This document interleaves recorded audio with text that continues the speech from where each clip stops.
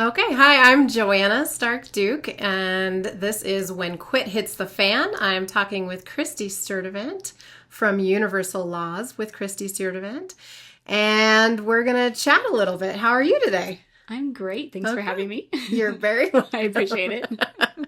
She's so sweet. She's totally helping me launch this puppy, and she's like, thanks for having me. Pull down the magic curtain. All right, so there's only one question, and then we're going to fly from there. Okay. Okay, are you ready? Yes. Okay, so the question that I have for you is, what have you had to quit to become who you are today? That's a good question. I've been thinking about this, anticipating this interview. So I quit being the supporting character of my life. Ooh. Yeah. Tell me more about that. So I am a recovering people pleaser, chronic people pleaser, I think. And I've kind of gone my whole life without maybe having a really true direction. And so I kind of am just very flexible and I just kind of go with the flow. So I have followed my husband. He was in the Air Force and then he got out of the Air Force and hopped around to different jobs. And I was just like, oh yeah, that's fine. That's fine. And I kind of never really had a big say in major decisions. Like obviously he took me into consideration, but yeah, it wasn't until I put my foot down and was like, no, we're moving to Colorado. He's like, really? And I was like, yeah, that's what's happening. And this was like the first big like catalytic change in our life. I think also when I declared we're having children, but like we're ready to have kids. Did that go over well for you? When I declared that we were having children? Yeah. I mean, in the moment. I mean, obviously you have two yeah, beautiful sons and yeah, it worked out okay. It worked out fine. It did. In the moment, he was like, what? Because we had decided very early on that we were not going to have kids. We're like, no kids, no kids. And then one day I was like, we're going to have kids. And he's like, huh, okay. So it worked out. Did you feel from him that he was ready for you to say that? Or were you... I think I must have been talking about it probably like a year beforehand.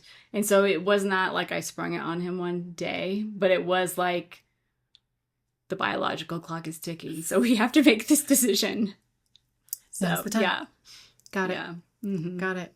So there were a couple instances, probably moving to Colorado, having children, that I was just like, oh, I was very afraid to make decisions, I think.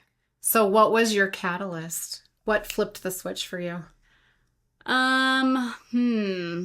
With kids, it was my biological clock. But with moving to Colorado, I think it was kind of a culmination of just being really aligned. And he had just gotten to the point where he was really aligned.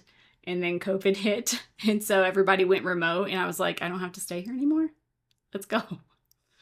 Okay, I'm going to dig a little deeper. Okay.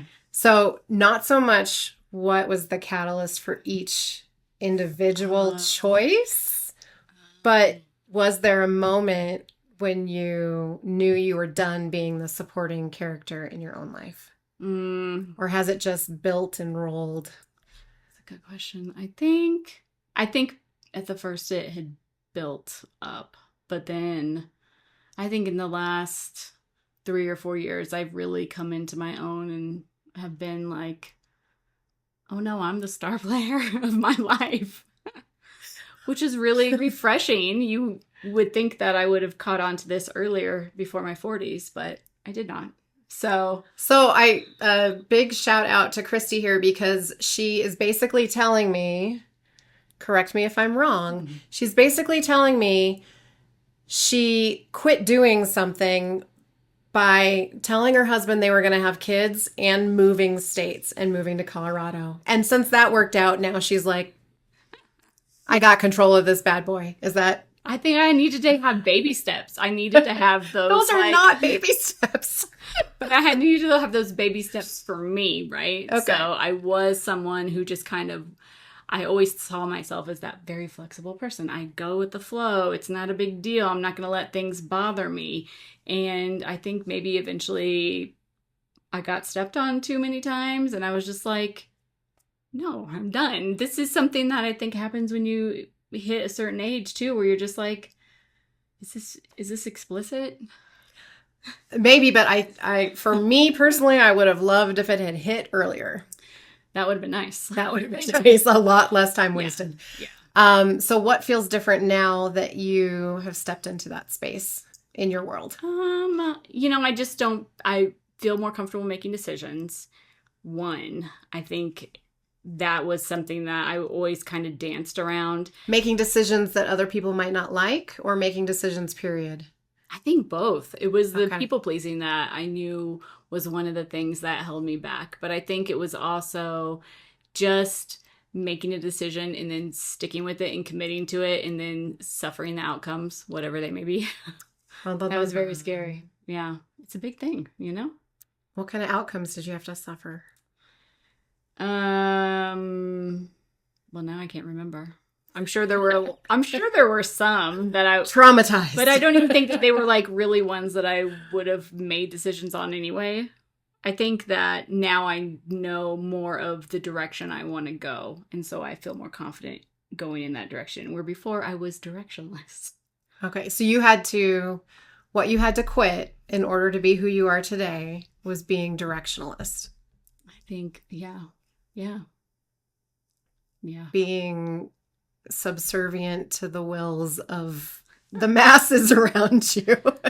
I think maybe that's strong. Yeah. Well, I don't know. The collective conscious is pretty strong sometimes, but yeah.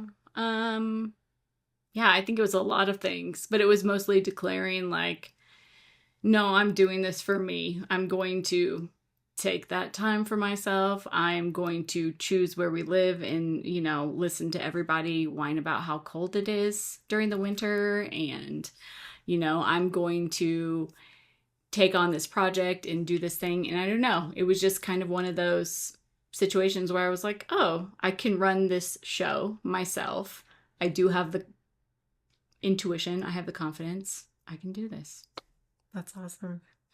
So decision making, nailed it. Decision making, I guess so. You got it now. Let's not go too fast, okay? We're getting closer every day. Awesome. Yeah. Well, thank you so much for sharing. Yeah, thanks for having me on. I really appreciate it. Now Absolutely. I feel very exposed. No exposure. So this is the part where I'm supposed to have a sign off.